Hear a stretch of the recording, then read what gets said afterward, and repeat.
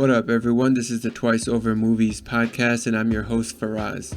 Today, we are discussing Crazy Stupid Love with spoilers, so hopefully you have had the chance to watch or rewatch since our preview last Monday. Remember that this was a listener-suggested movie, and we are open to suggestions, so just hit us up at the Twice Over on Twitter, Instagram, or Facebook, and we'll take it into consideration. Also, make sure you are subscribed to the podcast. That way, you will be able to keep up with all of our releases, which is twice a week, including both spoiler-free previews and discussion episodes. Most recently, we've taken a look at movies like Birdman, The Fountain, The Lives of Others, so check them all out. Alright, so today is myself, Farhan, and Yusuf discussing Crazy Stupid Love. Okay, Yusuf, Farhan, Crazy Stupid Love discussion. We are back. So I'm going to be clear. So for a rom-com, this is great, but again, this is not a movie that I'm not crazy about watching this movie. Are you stupid about it? I'm kind of stupid about it. I'll stop. I'm sorry. That was the last one I got. But the people that are in this movie are big enough, and I know that they're going to work well enough together that I sort of jumped at the chance to review the movie when we sort of talked about what movies we were going to do. And do you think that was justified in the end by once you've watched it? Did those characters elevate what would have otherwise been a fairly simple story? Yes. I think I'd agree. Yeah, same here. I can't imagine other actors being in the same roles right now. Yeah, and I think this Dan Fogelman, who wrote the screenplay, had Steve Carell in mind when he wrote it, and I think that's self-evident, right? The role really fits him, and I'm not sure who else would do as good of a job. But it's a pretty star-studded cast. I mean, we're not naming a lot of names. Julianne Moore plays Steve Carell's wife, separated. And I mean, I just think there was, Kevin Bacon shows up at one point, and they had fun and they had good, reputable actors. And we've talked about this before. That can really take what would have been an average movie and elevate it a bit. I think to me it did slightly, above average, on an objective scale again. So as a rom-com, it went way up for me. That was the funnest thing to watch in this movie. You guys are raving about Steve Carell, and I love him, but you guys didn't feel like there was a lot of Michael Scott in this movie? There was, right? Spoiler alert for The Office as well, because it just reminded me of when Jan left him and how he was down initially, and then all the other times when he's trying to be hip with Ryan or something. I just saw Michael Scott everywhere in this movie. But here's the thing, though, is that you have to realize is that, again, that role of Michael Scott would have been completely different if somebody else was playing it, right? So what you see in Michael Scott is you see his character, because he's not just like that in Office either. He's like that in almost every single movie that he does. He has little things that he does that are very Michael Scottish, but that's because we just know him. So I would argue it's not really Michael Scottish, it's Steve Carell. That's true, right? You're limiting his range, bro. The way the story was structured and what the story was about, that it just fit in more with what Michael Scott's character kind of was in The Office. Now, I'm not going to say that it ruined the movie for me or anything, but I definitely did recall moments from The Office while watching this movie. I mean, you can watch Little Miss Sunshine, which is a movie that he was in, I don't remember what year, but... Have you 06. Either 06? So yeah, man, we watched it together. Yeah, you'll see the same kind of stuff. Little points, and he's a completely different role, right? He's somebody who's suffering from depression, thinking about suicide. Mm-hmm. But you'll still see some of the same little kind of just quirks and quips that he does. Yeah, and he's similar in the role for what's the movie, A Friend for the End of the World or something? Something like that. And he's even in Space Force, in what's the other movie, that 40-Year-Old Virgin, but I was thinking of Dan in Real Life, which is probably one of the more serious roles, right? Yeah. But again, it's a similar character. It's a guy who is a little bit lost in love, feels lonely, and is trying to correct for that. But I would say he does show some range. That you can only play that character so many ways, and in that movie he plays a much more straight-faced character than he does here, and that does not necessarily diminish the comedy he's able to bring to the screen, but his portrayal is different. But to Faraz's larger point, there is a lot of Michael Scott in here. I think Michael Scott as an entity definitely played a role in the writing of this movie because Steve Carell was already in mind for the role. You see that coming through here. There's definitely, if I was to generalize it, I would say there's a guy who is not self-aware, and that is Michael Scott. Like, I think in a few words, right? And so you see that in Cal's character here as well. Maybe not to the same degree, but it's there and it shows up in certain scenes, in full-fledged manner. So. Mm-hmm. A guy who is not self-aware. Okay, I like that. Yeah, like me. At least I'm aware about my lack of self-awareness. You wear New Balance sneakers? Oh, no, I don't. But I did love that opening shot of the movie where, Let's talk about that. Yeah, let's do it. So the movie basically starts out in, the main couple, Cal and his wife are at a dinner date, which is, it looks like they're just like at their usual dinner date in their usual dinner spot. And the opening shot we get is actually underneath the table. And so you can just see kind of, from the waist down what they're wearing. And, Cal has his New Balance sneakers on and his wife is like dressed to the nines. And that right there tells you everything about their relationship. Yeah. And they're playing John Legend's Save Room in the beginning, great song, and everyone else in the restaurant is, playing footsie, clearly in love or something, or just vibing. They're vibing. These two are just totally separated and I guess focused on the actual matter at hand, which is picking dessert. So what I love, you mentioned the second line of this movie, where she's saying, "I'm trying to figure out." They're looking at the menu and she's saying, "I'm trying to figure out what I want." He's like, "Yeah. Why don't we just say it at the same time?" Yeah. And he goes 1, 2, 3. And I want a divorce. She goes, yeah, exactly. You hear her first say, "I want a divorce," and then he goes, "Creme brulee," and then like it sinks in mid brulee. It sinks in that she said, "I want a divorce," and he goes brulee, and it's just like so perfect, man. I love that scene. And that's what I mean. Like, Steve Carell is able to pull that off because anyone else would have just saw it as a script and then they would have, I'm not going to say anyone else. There's a lot of people who could probably do that, but they would have seen it as a script and they would have said it literally at the same time. But he chose to say creme brulee to start saying it, at least from what I remember, like a half a second later than when she said, "I want a divorce," because he was like, that's how natural conversation is. And so like he stops like in the middle of saying creme brulee, and then that's when you see it sink in. Yeah, and that's the comedy. That's the comedy. Yeah. And there's a very ridiculous scene that follows that up, right? Where they're in the car and his wife is talking his ear off about like what went wrong and we need to discuss this. And maybe if I'll just say it, this and that and blah, blah, blah. I cheated on you. And he's just like, shut up. Please stop talking. And she won't. So he just opens the door and jumps out, right? Which is absurdity. I'm kind of okay with it because one, it's a rom-com and I don't necessarily mind something that's unrealistic as long as it's in character. And it was very in character for him because his whole thing is just that he just accepts what's happening to him, and that's what got him into that's what got them out of love, right? He just kind of let things happen as they would and kind of lost sight of who he was. And in that moment, he's just like, okay, you said you don't want to be with me. Shut up. I'm done here, right? And so I did like kind of like the juxtaposition of that. There was one very serious, well-crafted scene, and then there's like kind of this absurdity, but it really is the same two characters in both scenes. Mm-hmm. I was going to say, let's talk about the themes since we didn't mention anything in our preview. But obviously the theme here is like what? Love, soulmates, love is worth fighting for. Love is worth fighting for, yeah, for sure. But what did you guys... Now, this is probably the part of the movie that I really just did not like, and maybe it's really what is keeping me from... maybe it kept me from enjoying it as much as you guys did, is the whole Jessica, Cal... and Robbie, Jessica love thing. Yeah. That in itself is fine, like the theme of it or the idea of it. But man, the execution of it was so cringy to me. It was very cringy.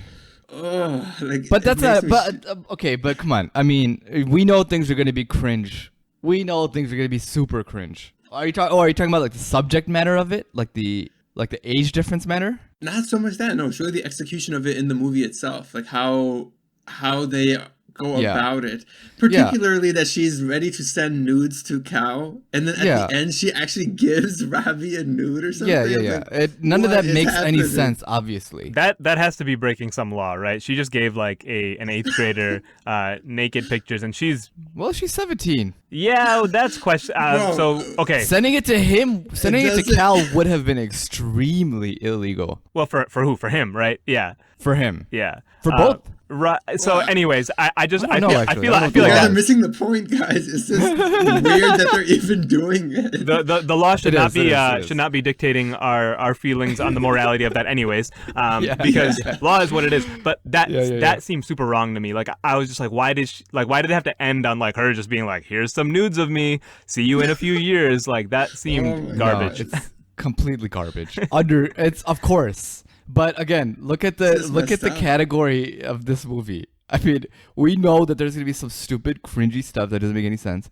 And honestly, even if that was in there, and if they had somebody who could direct that well, maybe it wouldn't have been so cringy. But we already know the direction of this movie does not match the quality of the acting specifically, and definitely even the writing. And my I will opinion. point out that Annalie Tipton, who plays Jess, right? She's just not that experienced. I think she plays a good like kind of quiet girl who's got some feelings and this and that, right? She does that. She's a little bit awkward. But yeah, maybe some of that nuance was lost on her. I think she started out as a model. Like she was on America's Top Model. Is that the name of the show? But she like Stop acting like you don't have it recorded. every America's single- Next Top Model. That's what it's called. I was like, I'm Yeah. missing a word somewhere. Yeah. There's she placed well on that and then kind of transitioned into acting, but this was so many years ago already, so that was kind of early on for her. Yeah, you're right. It wasn't there, and there was no direction as a strength to kind of compensate for that and help her out, I think. I don't think she was that bad, to be honest with you. but- She wasn't, but she wasn't a strong point of the act. Like I'm not Oh, really counting no. her in why I gave acting a higher score here, right? Yeah. Yeah, you're and right. I'm not even saying that the direction was a problem here. I think that's the writing issue right there in terms of the story and the script, and like that's I mean, is it the same people who wrote the movie that directed it? The same two guys? No. The writer is separate from the directors. So yeah, I mean, what I'll say to my earlier point, this one doesn't seem in character. That scene just did not feel in character to what they had established to that point. So it's kind of like, why? Like, first of all, it's unrealistic. Second, it seems out of character, right? And so I just didn't like where that went on a lot of levels. But you know, and same thing goes for the scene right before that, where like, what's the son's name? Robbie? Robbie Ugh. is giving his graduation speech, and he basically went up there to be a downer and say like, love sucks, everyone, life yeah. is garbage. And then like Cal stands up, he's like, wait, and then he goes down there and gives like this, you know, really touching speech and says, this is why I fell in love with my wife, and everyone here should believe in love just like again, we're gonna have that rom-com moment, right? We're gonna have it over the top. Yeah. But you know, I think I didn't everything have a else up to that problem with point felt a lot that. tighter and nicer and well developed, and then they had that, and I'm okay with that. There's gonna be, you know, you have to kind of pay homage to the genre to a degree, right? So like Yeah. you have those strong gestures, those grand gestures, right? And that's okay. But I just, you know, that was kind of where I was like, You know what it reminded me of? Did you guys ever watch the OC? No, you didn't. in pieces, yes. Oh, really? Uh-huh. Okay. So I recently tried watching that show with my wife, and the cringe level is so hard in that show with things like that you were mentioning, these stupid grand gestures and stuff like that. And it's just like, this would never happen, one, obviously, and this is just done so poorly. It just kind of reminded me of that. But there's nostalgia factor for people who used to watch that show, and Oh, yeah. I feel like it's probably the same thing with you know, like this kind of a movie. Like, you remember with movies like this, you remember those kind of grand gestures or these little, like, you remember these scenes, and they just kind of stick with you no matter how badly they're directed, for whatever reason. Yeah, and it is just, it is a function of a rom-com to kind of have that and you know it's Right. coming, right? So if you're a rom-com fan, you know, like, okay, somebody is going to try to, you know, make up for their actions and do the big thing to overcome all their mistakes, right? And that's exactly what he does. I'll give them credit that this movie did not end with them moving back in together or them kissing and being in love. It ended with them shitting on their son, and saying like that haircut is horrendous. We need to do something about that. Also, he's scaring me. He's not a normal child, and they're having a good laugh about it. And the movie leaves us there with them. That's all we know. We know that like there's kind of a seed that's growing back between them, and that was enough for me. I like that they just kind of left it there, and lets your mind wander about how their relationship may have developed after that, right? Rather than ending with the renewing the wedding vows or something, right? I mean, I'm just gonna say that I think there's a difference between predictable cringe versus like uncomfortable or something that's just wrong. Yeah. Right. I mean, another aspect. So I'm just gonna be the one who's the hater, I guess, for the That's fine. discussion. Same thing. So Ryan Gosling, yeah, he's a great looking guy. He's cool as hell. He's suave. But man, he is a creep, right? Like, come on. Like, it's so creepy watching him do what he's doing. I'm like, this is, Well, it's yeah, but uncomfortable. It's that's wrong. the whole thing. Is that he's like, it's not, if you're confident, it's not creepy. Whereas when Cal tried the same exact lines, it came across as super creepy. So he's my like, God. it's not about what you're saying. I It's think about you gotta how look like Ryan Gosling for it not to be creepy. That I don't know is, about the let's be real. confidence That's level. yeah. the film proposes that it's not because of your looks, because it's just how you present yourself. Because then Cal does use the same lines later, and it's working on 9 different women. So nine. We know it's 9 exactly. 9? 9? 9. Well, you really showed me. I did. I like that scene because that was again lack of awareness. Yeah. So I think, and that was one of my favorite scenes where he's sitting in the bar and he's trying to be Ryan Gosling, and he's like, no, boring. She's just like, what is wrong with you? I really. There are a lot of stereotypical characters in this movie, and it's purposeful, right? And then they have them develop the way that they're going to develop, right? Ryan Gosling is going to see the light and meet this girl that's going to be like, wow, changes my whole perspective, right? That's going to happen, and it does. It's not the most clever character, at least at the outset. We don't get anything in terms of his background, and I don't think you need it here because you know exactly what kind of guy he is just from what they Right. show you, right? Yeah. And that's fine. I just felt like these are the moments that made me uncomfortable watching it, that I couldn't enjoy the other parts of the movie as much. Interesting. Maybe it's just me. No, I think it's just because you're so opposite of that. Like, you're just so not smooth. You know what I mean? You're just so not Could suave. be, right? Well, if you look like Ryan Gosling, you'd be super smooth. Exactly. That's all it takes, man. Yeah. I think I agree with Farhan though. That's not the case that this movie is making. Yeah. Certainly, it's not saying that. So one thing I did want to talk about, and this is related, and it goes back to the themes that you were mentioning for us. There's a lot of different kinds of, I'll use the term toxic masculinity in this movie. Mm-hmm. So there's Ryan Gosling, who just thinks he's hot shit, and it works, right? It works on certain women. It doesn't work on Hannah. It doesn't work on Emma Stone, right? She hates that side of him. Cal's also a bit of the same, because as soon as something wasn't coming easy to him, right, he was just like, okay, let it go, let my marriage go. She's not interested, and he didn't kind of have any thought about like, do I feel that way, and am I going to do something about it, right? It was just kind of, Or like how they led up to that moment. right. He wasn't taking any of the blame. We can't go this whole podcast without mentioning David Lindhagen's name, right? Because it's said 19 like times in the movie. 19, is that? Yeah. And again, to great comedic effect, I think. But basically, he pins it all on that, right? And there's a lack of taking any responsibility for what happened, and he does eventually correct that. But I liked that there was kind of a lot of different representations of toxic masculinity. Some secondary ones was Kevin Bacon's character, David Lindhagen, who he doesn't know when to stop, right? And Julianne Moore is clearly not interested in pursuing it. She's like, it was a mistake, and he does not know how to let up, and he keeps pushing. And then there is Jess's dad, who is really a train wreck, but it was so funny because he doesn't know how to do anything except just like take his wife's word as gospel. And so he's like, yeah, she said we can't be friends anymore. So bye, Cal. Right here, I bought you some cologne. And I did really like that scene. And then also, he ends up in this like brawl in Cal's yard once the nudes get exposed. Right. So I did think that scene. There's like 5 of them. 5 or 6 sitting on like a little ledge, and the cops are like, okay, you guys need to start being adults, and they're all different types of horrible representations of masculinity. So I thought they put a nice little neat bow on that.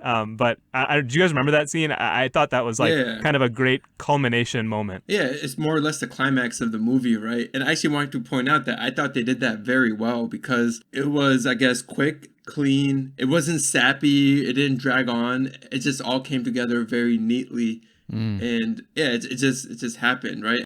Let's talk about this movie has a twist, right? We don't know for pretty much the entire movie that Hannah, who Ryan Gosling's character is pursuing, is also Cal's daughter, right? We don't know that. And I thought they did that to good effect here, because it comes up in that scene, right, where that's where you realize, oh shoot, like the daughter they're waiting for, which we didn't really know existed, but if you go back, they actually mention her several times, and they just slip it in where you wouldn't have noticed it by calling her Nana, which is her nickname, so you think they're talking about their grandmother, right? They mention her consistently, so there's not like a hole where it's like, why wouldn't you have ever mentioned your daughter throughout this movie, and then you throw this at us? It's in there, but you don't see it coming. She shows up, and you have that kind of light bulb moment. I thought that was really clever. Maybe it was more than I was expecting for a movie like this, but I thought they used that well. Mm-hmm. Yeah, definitely. Yeah, exactly. They threw me off completely when he first said Nana, like in the car. I was like, oh, he probably should tell his mom or maybe her mom that that they're getting a divorce. And like they have another conversation later where like, did you talk to Nana? And he's like, yeah, I talked to her. Same old thing. She's worried about us. It sounds very much like a grandmother type role. I didn't even question it. Yeah. Yeah, exactly. So they played it really well. Again, that goes back to the entire climax of the movie being so well done. Is because they surprise you, and they do it well, and they don't drag it on or anything. Yeah. Mm-hmm. And so, I mean, that's one aspect of kind of that culmination of that scene where all the, not even love triangles, it's just it's a love fustercluck. They all come together in that scene, right? So it's like, wait. Yeah. By the way, I think you mean a fluster cuckold. Fluster cuckold, maybe that's right. But you get to see it there where it's like, okay, so my daughter is the one that Jacob, you were pursuing, and then at the same time Robbie's realizing the older man that Jess had mentioned, that's my dad, and there's all this like cross referencing going on. I mean, it was a very neat way to put it, where all the characters are kind of intertwined. So I think the writing, I should say the script, the screenplay is what I mean. The plot was really well developed in that aspect, where they really did do a good job of not letting you on to the fact that these are all so intertwined, but it was there, right? And that brings me to another scene that I wanted to discuss, which was another aspect, which is Robbie's teacher, right? So she, again, that's another mini twist where you realize, okay, the guy that or the girl that Cal took home is actually Robbie's teacher. But what I didn't realize was earlier in the movie, we have the classroom scene where she's teaching and he gives that whole asshole speech about the Scarlet Letter, right? And she's in there, she's speaking on screen, but they use the camera angles so she's never on screen, and yet it didn't feel unnatural to me, so I wasn't really wondering about it. And it's Marissa Tomei's voice. She's talking, and I still didn't see it coming until he goes to the parent-teacher conference and she walks out. So that was another one where I thought, not only nice little twist, well worked, but also they used their camera angles very well to actually slip that in there early and have continuity. Yeah, you're right. They draw your attention away from that, because in that scene you're focused on, you're like, okay, whatever, he's in a classroom, there's some random teacher, they're talking about the Scarlet Letter, like, ugh, I remember this. You know what I mean? They draw your attention away from it. Even when she says she's a teacher, nothing clicks, because he right away says boring. So they draw your attention away from it, and they do the twist to a good effect. Yeah, definitely. And I would say that parent-teacher conference scene is probably the funniest scene in the movie, when Cal and Emma are just sitting there, and the teacher is obviously livid at Cal because he never calls her back, and like she wants him to say something, and Cal just looks over to Emily. He's like, she's an alcoholic.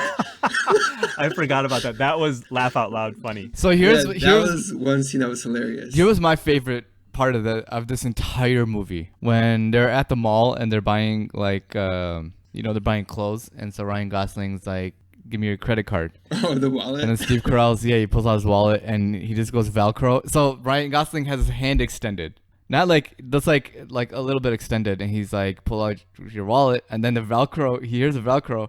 And then he takes his hand back and he like turns aside like, what the hell was that? Him taking his hand back, that is the funniest part of this whole movie. That I was gonna bring up that scene because again, there's a little bit of off-camera work in that scene where first he says, "Give me your shoes, take off those New Balances," right? And he throws them, and while Steve Carell is like yelling at him, like, "What did you just do?" You hear somebody off screen like screaming like they've just been nailed in the head, and then you have that little the wallet exchange, and again like the sound of the wallet opening, that was like the comedy also, right? The Velcro just like in your ear. So yeah, like there's little moments where they really did work them well. So I've used that GIF quite a bit, right, in normal chats and stuff of Ryan Gosling's reaction to the Velcro. Is that a GIF? I finally That's hilarious. realized. Yeah. Send me that GIF. I'm gonna use it all the time. I just sent it on the group. Thank you. But like, yeah, I was just like, oh, this is the source of it. Okay, cool. Good to know that now. But yeah, it's a pretty funny moment. Oh man, I'm watching the GIF right now, and it's just, I can watch this a million times, it'll still be funny. But here's the thing, that's a credit to Ryan Gosling. Yeah. Because He's a that's good not in the actor, for script. sure. I can guarantee you that's not in the script. Right. There's no way that's in the script. Extends his hand and he takes his hand away. No, that's something that he put in. And it's all the way he does it also. Like even if that was in there, like, you don't get that effect except the look on his face and the kind of the disdain, Yeah. this day. I mean, that's the right word to describe it, right? He's just Absolutely. It is, yeah, so- Yeah. I mean, For sure. And so again, he's underrated in terms of his comedy in this movie. I think like he's a very funny character. He's a funny guy in general. Overall, right? Yeah. Yeah. All right. Enough swooning over him. You want to swoon over Emma Stone now? I mean, we can. She wasn't in this movie, as we discussed earlier, as much, and so you don't get them on screen with their chemistry as much. But what you do is clearly there. I think kind of a function of the plot and the fact that they're hiding the fact that she's the daughter the entire time. She's just not on screen for a big chunk of this movie. Yeah, and when she was on, I mean, she was her typical self, I guess, in these rom-com movies. So, I mean, she played it well. She was good. I really don't have anything like to add to it. I did kind of feel uncomfortable again with that scene when she does decide to go home with Jacob. Mm-hmm. And I guess he's basically giving her this feel of how he executes his moves, his maneuvers, and it's just a little uncomfortable watching all that for me. I don't know. Man, having a kid has changed you, dude. Why are you so uncomfortable with everything now? Am I like a Karen now? I think so. I don't know. It was uncomfortable. How was it not uncomfortable? What was Because she's uncomfortable, also though? like drunk, man. Yeah, but it's just a lot of things that I think are wrong in society is kind of normalized in film, which shouldn't be normalized. Like a drunk girl going home and having sex with some random dude. Like that shouldn't be normalized. Giving out nudes like for a girl to like this feel is better definitely about you having herself. a kid. But I mean, it's a fair point that in that scene, they're a little bit... So Jacob's character is kind of a womanizer, and then he teaches Cal how to be a womanizer to a degree, right? And then basically they give him a free pass here where it's like, oh, now he met Emma Stone and they had like this really funny conversation in bed instead of having sex. And now he's a changed man. He's a great, caring boyfriend. So like nobody's going into this looking for the character development to be pristine, right? But like they do kind of say like, well, like it's he doesn't really pay for anything in terms of his previous actions. It just kind of dissipates. So I can see that as like a valid criticism where they do spend a lot of this movie showing that like, masculinity can be harmful in a lot of different ways. But here it's just like, okay, I mean, I changed. See, I didn't get any of that negative connotation that you did for us, because what I read from it was this is what they all want. This is what they're doing at that bar.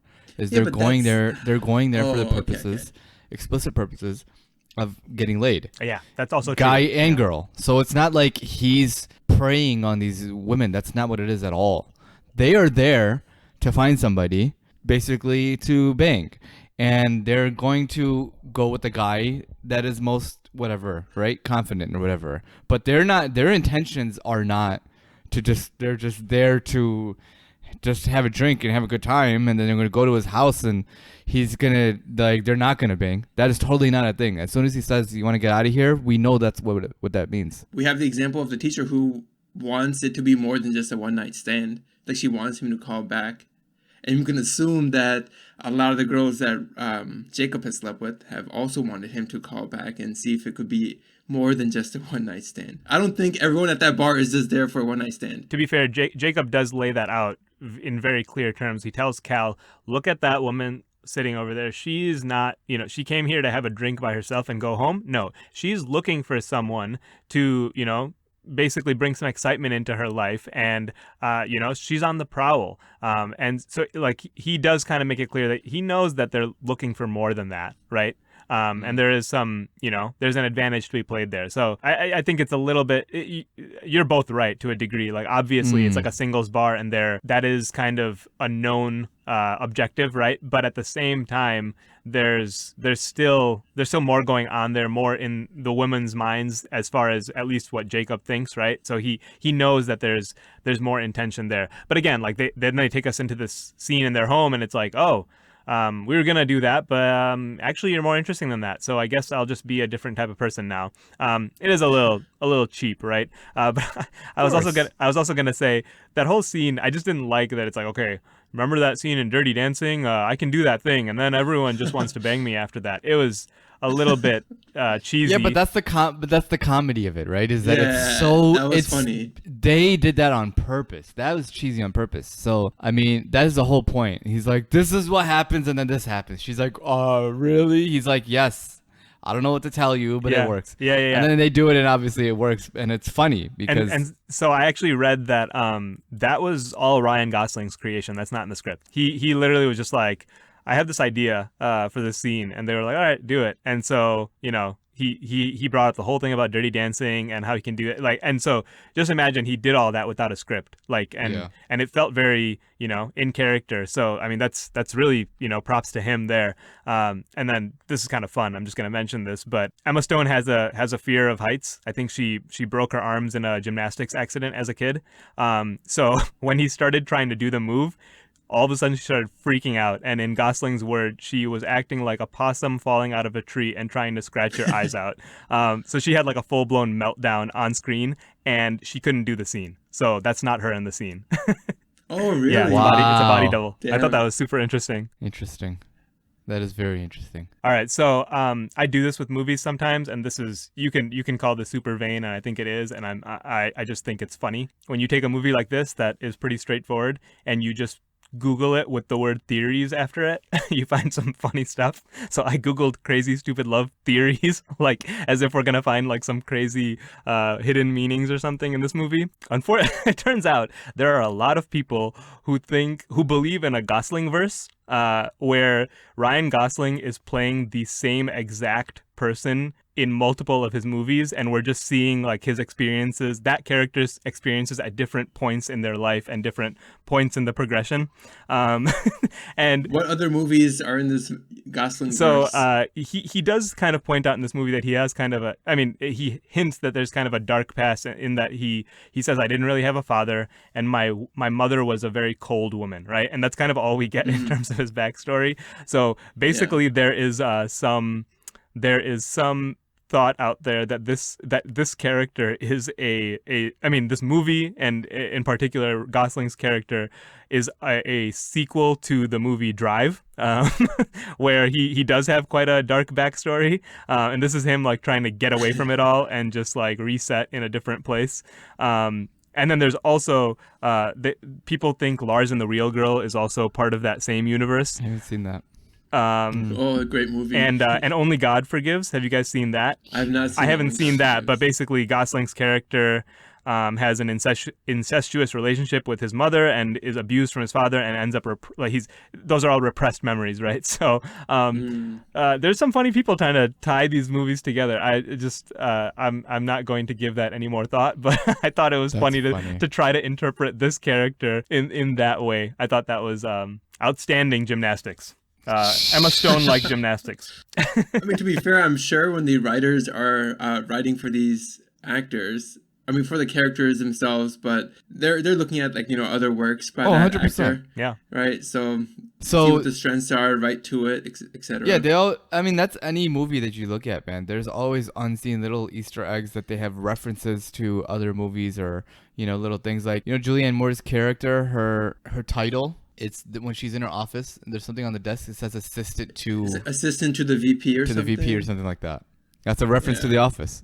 Oh yeah, true. Yeah, I like that. That's just like a little fun thing for the people on set, basically, right? Yeah, I like it. I noticed that too. I'm like, what a weird title. I can't believe I didn't tie it to The Office. How did you not? Oh man, now I feel dumb that I didn't catch it. You were railing that like Michael Scott's presence is too strong in this movie. I know, right? And I missed that. I missed the one that's in my face. Yeah. So overall, fun movie. I mean, this is not like you're not going to be in awe. But here's what I'd say. Here's what I'd say. If you like rom-coms, you gotta see this one. I think that's where I would land. That's true. Yeah. Man. All right. I'm just going to say this. It's a fun movie in general, but I don't like the normalization of some of the aspects of the movie. I'll leave it at that. Yeah. I think pre-Kid Faraz wouldn't have been bothered, but... Oh, pre-Kid, no. Let me ask you one thing. I mean, this movie is from 2011. Do you think today's day and age is influencing your reading of a lot of that? 100%, for sure. Like, the whole Me Too movement is, I mean, it's a real thing though, right? Like you saw all these women come out, especially in the entertainment industry, talking about all the stuff that was going on. Yeah. I mean, it was like in our faces in these movies, and I can't like watch it without feeling uncomfortable. That's totally fair, because you can't give this movie a total pass just to say like, well, it was in 2011. It was a different time. I don't buy that entirely. I remember exactly where I was like almost every day of 2011. It wasn't that far long ago. Yeah, and I mean, so this is not. I think people make that excuse, especially for like stuff in the early 2000s or 90s, right? But even then, I don't see that argument as ironclad, because just think about what Hollywood as an industry has been like, especially for women for how long, right? And then like when you're making a movie and it basically promotes some of those aspects, that is really a slap in the face. That is a Jacob slapping Cal in the face multiple times type of slap in the face. No, it is. I mean, again, it's still fun if you can get past. If you don't think about it, then it's a fun movie for sure. It's an entertaining movie. Yeah. But I guess I was thinking about it, so it was. Yeah, just don't think. This is a rom-com. Just turn your mind off. To be fair, you said that about a Christopher Nolan movie too. So I mean, Yeah. Shall we leave it at that? All right. We'll leave it at that, man. There's not much more to say. So if you want to see the sequel, Tenet, just watch Tenet. Or any of the Ryan Gosling movies. There's actually intertwining parallel timelines going. It's just, you got to see this before you see the Avengers. So, do what you got to do. Good talking with you guys. All right, everyone. Peace. Thanks for listening to this production of The Twice Over. If you haven't already, subscribe and follow wherever you get your podcast. And remember to support us on Patreon or by sharing the podcast with a friend. Feel free to contact us on Instagram, Twitter, or Facebook at The Twice Over, or email us at comments@thetwiceover.com. All of the music you heard is from Amerigo Gazaway. Check him out on Bandcamp and Spotify.